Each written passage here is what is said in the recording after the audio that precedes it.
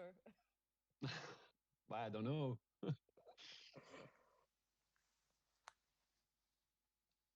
Are we live? Hello? Hello. Ouais. Can you hear me? Can you Ouais, je see me? t'entends. On the. Hello, hello. It's fine. Tom, I are you can there? take it off. So Tom is there. You see also on the screen Maha Keramane. I hope I said that right. Then there's Philippe Bernard Treille, who's from the European Investment Fund. He's an investment manager. Well, by the way, Maha is head of social business and microfinance at the BNP Paribas. And finally, we have Vincenzo Trani from Microcapital. He's president of that entity. So I suggest we start right now, and my first question would go to Vincenzo. So Vincenzo, you are the president of Microcapital, and I think it would be good for the audience to understand what Microcapital is doing and what is their purpose. Thank you very much for inviting, and hello to everybody. Thanks for the question. Microcapital is focused on supporting non-bankable clients operating on the Silk Road. We work mostly in 17 countries along the Silk Road, starting from Kyrgyzstan, Kazakhstan, Moldavia, Romania, Belarus, many countries on the Silk Road, where historically there were many micro and small enterprises. And we are supporting them, allowing them to obtain loans in the case in which they are non-bankable. So that's the focus that we are doing mostly. Yeah. Okay, very interesting. Also for the audience, the BNP and EIF structured together some time ago, well, recently, however, an investment fund, and that's also the reason why we have both here on the panel. I would like to ask Maha first, so what was his structuring about? It was about the Social Impact Bonds Fund, and why does BNP engage in this kind of projects, in this kind of financial instruments? Yes. Hello to everybody. A social impact bond, actually, forget the name, it's not a bond, or it's not always a bond. So it's a bit confusing. The social impact bond, which is also called social impact contracts in France, actually it's a concept. It promotes the funding of innovative social experimentation by private investors. So they pre-fund this, and in the end, they are reimbursed or not by public authorities, depending on concrete and measurable social impact objectives. So it's an innovative tool that is able to fund innovative social experimentations only on the basis of the social impact they are generating, which is really quite revolutionary in the finance sector. So why did we do this in BNP Paribas? Because it's clearly at the intersection of our core business, which is financial structuring and investments, and our CSR strategies, because it's inspired by traditional financial technicalities, and it brings the proof that financial technicality and innovation can be a solution to solve societal challenges. It's also a very strong innovation, research and development in the finance sector, because it puts impact at the very heart. All the cash flows, the cash flows are determined by the impact that is generating and not by the profitability of the social provider. So it's very innovative in the way it is structured. And it's also a product that allows many of our clients because it's We have the investors, we have the service providers, and we have the public authorities. All of these are in our ecosystem as a bank. So it makes sense for us to try and make all together, where they work all together to have this final social purpose. And with the European Investment Fund, it was the idea of the EIF to have a strong impulse to put in social impact bonds, and having two actors such as BNP Paribas and the EIF together in a very two very serious actors, I can say, in the economic in the economic ecosystem. So having those two together, invest in a tool that is quite experimental, that is a little bit artisanal for the time being. For us, it gives the proof that it's something that we need to believe on and that we need to bet on in order to foster other actors to come along with us and to invest also in this kind of very innovative social experimentation. So this is why we are we did this to give visibility to this product and to drain along other investors. That's very interesting indeed. And as you said, the EIF was also involved in this structuring, but also as an investor. And Philippe, you as investment manager at EIF, you were personally involved. So one question I would have is also shortly, what is the role? Why is it important EIF is in this project? And secondly, what are the benefits of the social outcome contracts, as we would call them now, for the various stakeholders, meaning like the public sector, investors, service providers, and so on? Yeah, sure. So hello, everybody, and good morning, and many thanks for the invitation to this forum. I think EIF in this will be definitely trying to fund the social innovation. I think if we look at the budget constraints that we have today versus the increase of environmental and social needs, that seems that new ways have to be found actually to have a better use of public resources. So in here, as mentioned earlier by Maha, this is definitely a public-private partnership. And why private? Because also there is no recovery possible, particularly in this COVID crisis, without the involvement of the private sector. What's the benefit of this scheme? Mainly, this is the combination of various resources, right? The experience, know-how that will enable the best in the delivery of the social service delivery. It's also enable flexibility and creativity thanks to the private sector, which is involved in the delivery of the social intervention. And it will also improve the social work practice. So let's say this social outcome contract, it's an interesting way of channeling private capital money for the benefits of the public sector in order to align the interest of investor and policymaker.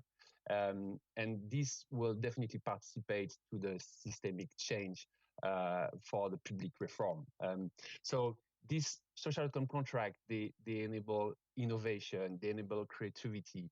They are also answering the needs of the social sector. They will reinforce the quality of the social intervention.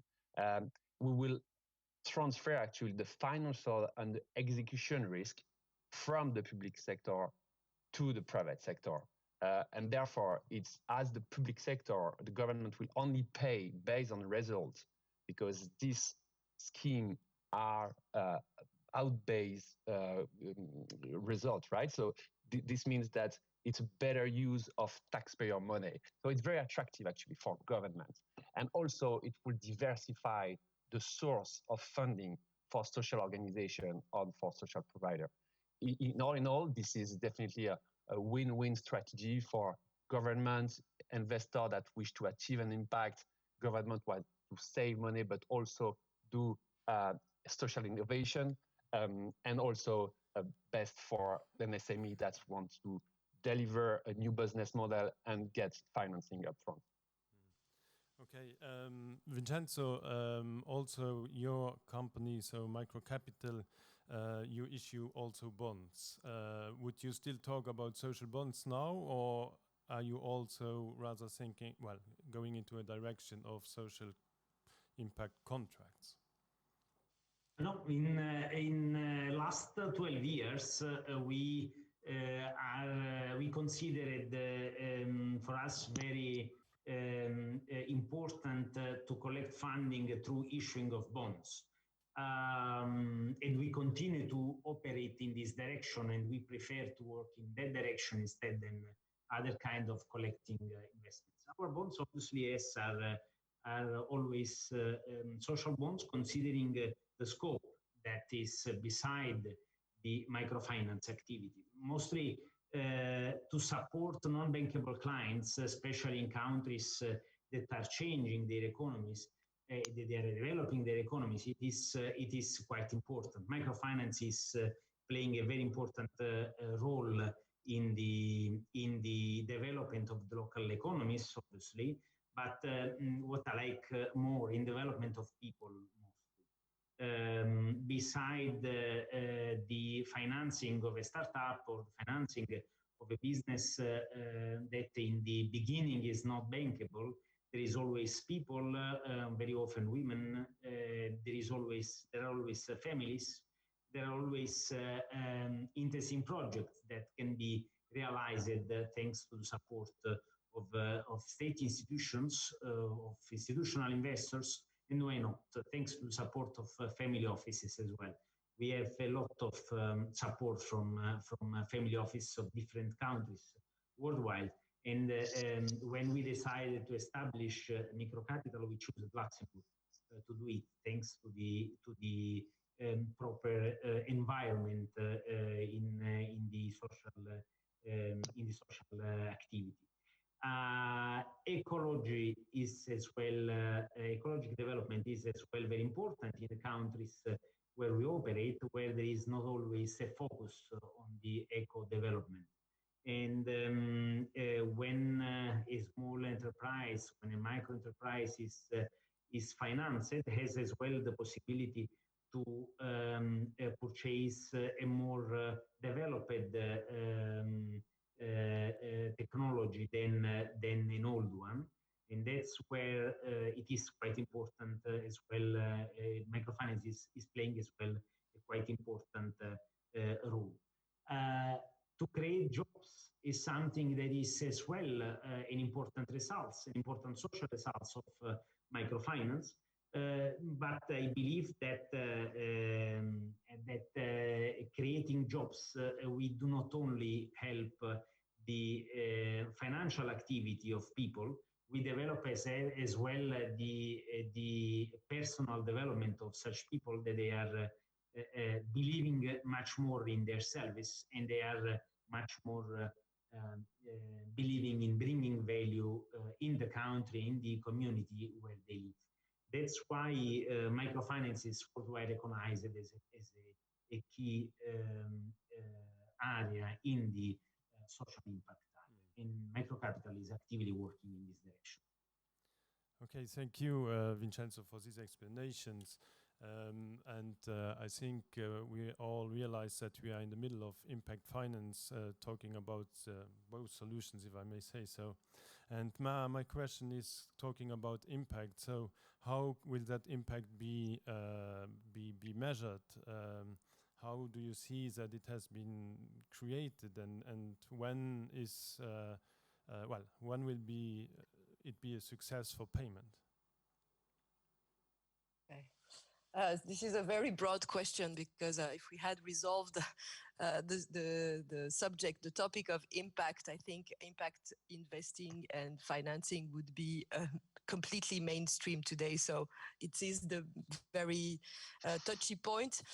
Impact investment,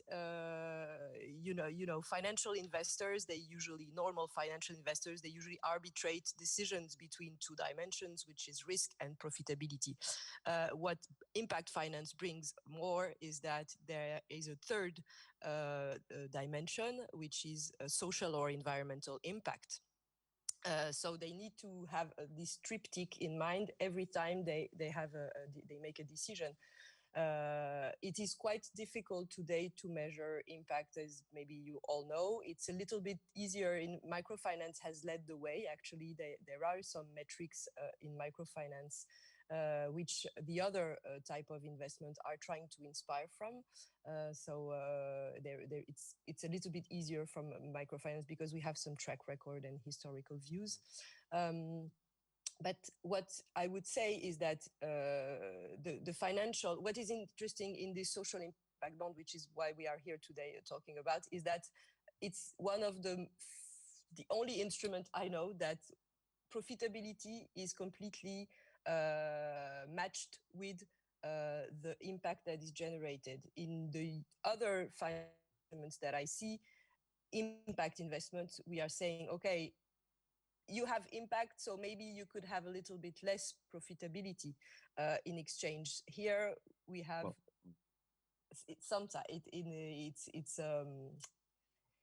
sometimes it's what we hear, but in the social impact bond, it's exactly linear. It's proportional. The more impact you have, the more profitability you have. So this is what is interesting in this tool, I would say. But what is missing is how to measure exactly have a real price of social outcomes.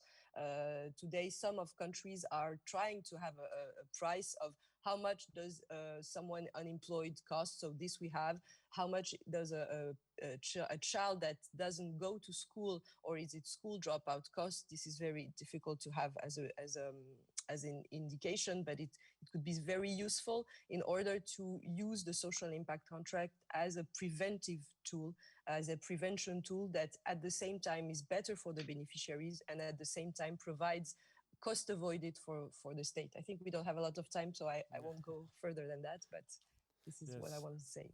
Indeed, we are running out of time. It's a very interesting topics. We have 3 minutes left, so I would like to ask Philippe, and I put two questions together, in fact, because we were talking that social impact bonds should improve access to finance. So is that so? And on the other side, we during our call to prepare this panel, we were talking about COVID as well, and we were saying that in these times such instruments are very important. And so what is your point here? Yeah, so EF, as you all know, has been always a financial risk provider for SMEs in the EU. I think when we enter, what we definitely wish to do is to try to develop social innovation, try to build ecosystem and develop this ecosystem. So when we have teamed up with BNP Paribas, basically, we try to speed up the fundraising process for social enterprise. And also this was also aimed at launching quicker the social intervention. Also the size of SIPs are at the moment, or the social outcome contract actually are relatively small. So we want to achieve, let's say, scalability in terms of size and instruments. And we want also definitely to strengthen the confidence of the public sector. So we want to build bridges between the private sector on the public sector, and this is why actually EF has been so engaged in the social impact investing market. But as you can see, we cannot only EF cannot limit its commitments to the social innovation just with a financial component. And here Maha touched a very interesting point, which is data. We need actually to share data. All of us are sitting on massive data, but we don't use them. Look, Eurostat, who has been in the room to check all the data or some data on the Eurostat website. I think we have come to a moment where we need to analyze this data. We need to be driven by the outcome, and in analyzing this data, we'll manage actually to transfer knowledge between member states, between stakeholders, in the way that will, let's say, foster the growth of result-based program. If you look at just to open the COVID discussion, the real question is, what is the goal of our investment community? What are we looking when we invest in companies? Which value do we want to create? Is it only the financial value, or is it something different? I think we need to be more and more driven by outcome. Measuring what we do it's key, and therefore taking into consideration the non-financial value of the companies are absolutely necessary at the moment. So outcome-based intervention is an important way of channeling private capital for the benefit of the public sector in the way that are aligning the interest of investor and policymaker. And I think this will be definitely key in a post-COVID. We need to trigger this systemic change, right, within governments, and put resilience into the system. Before, we were mainly using grants all the time, but look at today, budget. The government has no money anymore, right? So we need to find a way to test social innovation by pre-financing it for the benefit of the public sector. And social outcome contract enable this.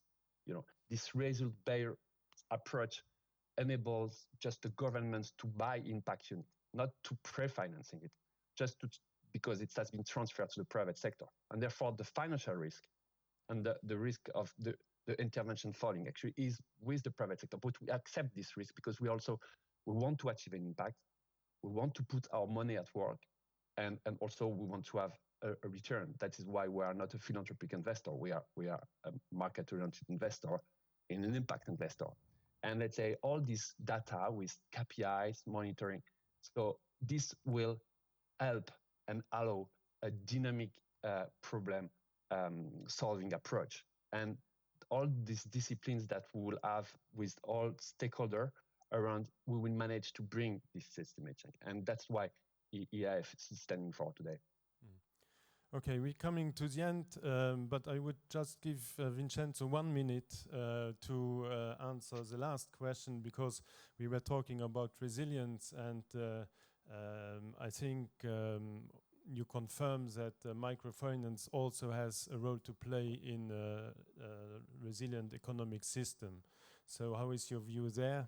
And then we will stop this. Thank you very much. It is absolutely a key role for a microfinance operator to create resilience in the economy. And resilience is coming from what? It's coming from increase of diversification of economic operators, because doing microfinance, you are developing new jobs and you are developing new financial operators, new micro enterprises on the market.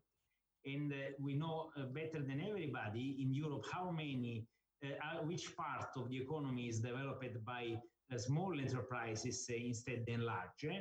I believe that this is very important, but it's very important as well to increase resilience thanks to the training and the tutoring that microfinance operators are doing when they disburse a loan to a new micro entrepreneur. It is very important to tutor them, to train them, to help them to be developed. This is something that a traditional bank cannot do, obviously. That's why the role of microfinance in the social impact, in the development of local economies is very important. Thank you for your time. Well, thank you to all of our panelists. Thank you for having taken the time, and well, I must say this worked quite well. It's my first digital panel, so thank you very much. I don't know if there's any question or... Everything was very clear then. So thank you very much and have a good time. You did a good job then. Bye.